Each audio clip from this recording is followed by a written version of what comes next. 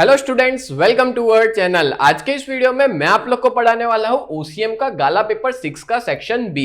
और आज के इस लेक्चर में मैं जो भी पढ़ाऊंगा, अगर आप लोग को उसकी पीडीएफ चाहिए तो आप लोग हमारी ऐप में जाकर के फ्री मटेरियल में से डाउनलोड कर सकते हो और हमारे ऐप की लिंक डिस्क्रिप्शन के अंदर देके रखी हुई है।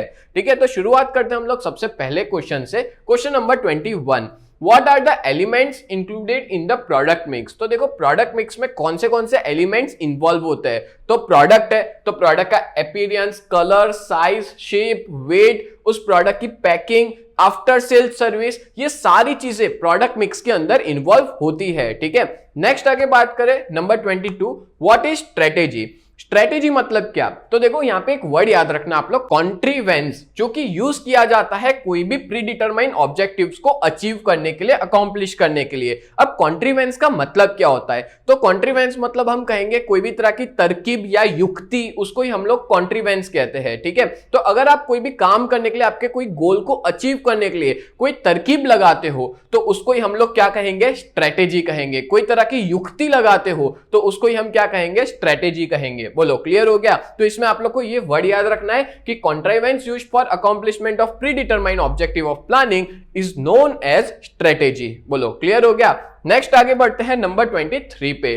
तो व्हाट इज रिस्पॉन्सिबिलिटी। तो देखो रिस्पॉन्सिबिलिटी मतलब होता है कि जो भी डिस्ट्रीब्यूटेड ड्यूटी होती है, एक सुपीरियर जो भी अपने काम को डिस्ट्रीब्यूट करता है, एक रिस्पॉन्सिबिलिटी देता है, या तो फिर कोई भी तरह का अकॉम्प्लिशमेंट, कोई भी वर्क का, तो उसके लिए जो भी चीज दी जाती है उसको ही हम लोग रिस्पॉन्सिबिलिटी कहते हैं। बोलो, क्लियर हो गया? तो रिस्पॉन्सिबिलिटी क्या है? एक तरह से डिस्ट्रीब्यूटेड ड्यूटी है। हम ऐसा कहेंगे जिम्मेदारी हम लोग बांट रहे हैं जिसकी वजह से कोई भी पर्सन अपने काम को फिनिश कर पाए। एक चीज याद रखना, इसके अलावा एडिशनल चीज बता रहा हूं कि जब भी ऑर्गेनाइजेशन के अंदर रिस्पॉन्सिबिलिटी दी जाती है ना, तो साथ साथ में ऑथोरिटी भी दी जाती है। ऑथोरिटी का मतलब होता है काम करने का पावर। तो रिस्पॉन्सिबिलिटी और ऑथोरिटी हमेशा दोनों साथ में डेलीगेट की जाती है, दी जाती है। क्लियर हो गया? नेक्स्ट आगे बात करें, why organisation is also called an arrangement. क्यों ऑर्गेनाइजेशन को अरेंजमेंट कहा जाता है? तो इसका आंसर तो बड़ा ही सिंपल है कि जब एक से ज्यादा लोग काम करते हैं ग्रुप में, तो उस टाइम पे कोई भी तरह के ऐसे स्ट्रक्चर की रिक्वायरमेंट पड़ती है जिसके बेसिस पे हम हमारे गोल को या तो हमारे ऑब्जेक्टिव को इफेक्टिवली अचीव कर सके,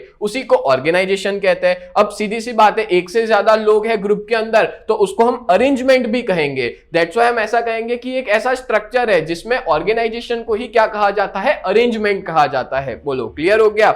नेक्स्ट आगे बात करें number 25, in present times by what name is staffing known. Staffing को आज की डेट में किस नाम से जाना जाता है? तो याद रखना, प्रेजेंट टाइम्स में staffing is also known as human resource department. हम लोग स्टाफिंग को ह्यूमन रिसोर्स डिपार्टमेंट की तरह जानते हैं, या तो हम कहेंगे स्टाफिंग डिपार्टमेंट को ही हम लोग ह्यूमन रिसोर्स डिपार्टमेंट कहते हैं। और आज की डेट में अगर आप लोग को फ्यूचर के अंदर एमबीए वगैरह जैसा कोई कोर्स करना है तो स्पेसिफिकली उसकी एक अलग फील्ड भी बना दी है, एचआर फील्ड। मतलब ह्यूमन रिसोर्स के अंदर आप लोग एमबीए भी कर सकते हो। तो ह्यूमन रिसोर्स डिपार्टमेंट कहा जाता है स्टाफिंग को। क्लियर? नेक्स्ट आगे बात करें number 26, mention the elements of direction. याद रखना, एलिमेंट्स ऑफ डायरेक्शन टोटल 4 होते हैं, बट आज की इस वीडियो में मैं आपको एक जोरदार तरकीब बताऊंगा, बहुत ही इजी वे में आपको लर्न करने का तरीका बताऊंगा कि देखो इसका जो फुल फॉर्म है, मतलब मोटिवेशन, सुपरविजन, लीडरशिप, कम्युनिकेशन, उसका एक शॉर्ट फॉर्म बताता हूं।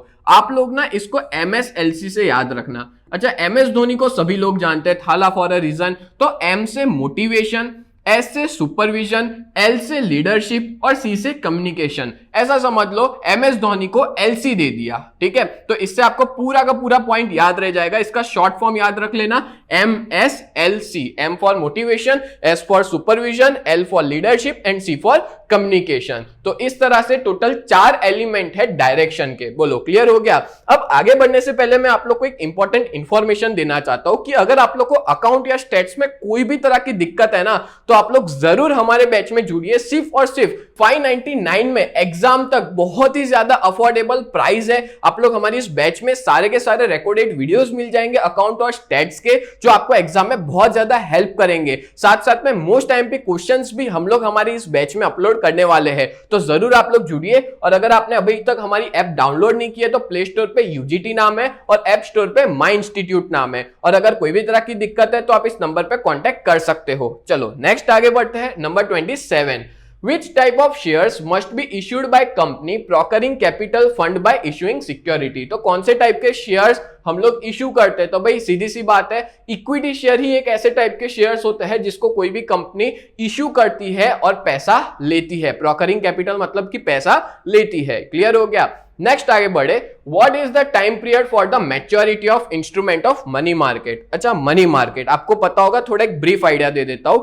जनरली फाइनेंशियल मार्केट ना दो तरह के होते हैं, एक होता है मनी मार्केट, एक होता है कैपिटल मार्केट। याद रखना, मनी मार्केट हमेशा एक साल या तो एक साल से कम के लिए होता है, जबकि कैपिटल मार्केट मीडियम टर्म और लॉन्ग टर्म के लिए होता है, जबकि मनी मार्केट किसके लिए होता है? शॉर्ट टर्म के लिए। तो यहाँ पे क्वेश्चन यही पूछा गया है कि भाई बताओ, मनी मार्केट के अंदर जितनी भी सिक्योरिटीज है उन सबका या तो इंस्ट्रूमेंट्स है, उन सबकी मैच्योरिटी कितनी होती है? Treasury bill, commercial paper, certificate of deposit, ये जितने भी है उन सबकी जो मैच्योरिटी पीरियड होता है, व्हाट इज मैच्योरिटी पीरियड? मतलब कि उसकी लिमिट कहां तक हम लोग उसको रख सकते हैं। तो भाई 1 ईयर तक होती है, एक साल या एक साल से कम में ही हमेशा मनी मार्केट में सारे इंस्ट्रूमेंट्स देखने को मिलते हैं। क्लियर हुआ? अगर मान लो किसी को मीडियम टर्म या लॉन्ग टर्म के लिए जाना है तो फिर वो कैपिटल मार्केट में जा सकता है। क्लियर? नेक्स्ट आगे बढ़े, नंबर 29।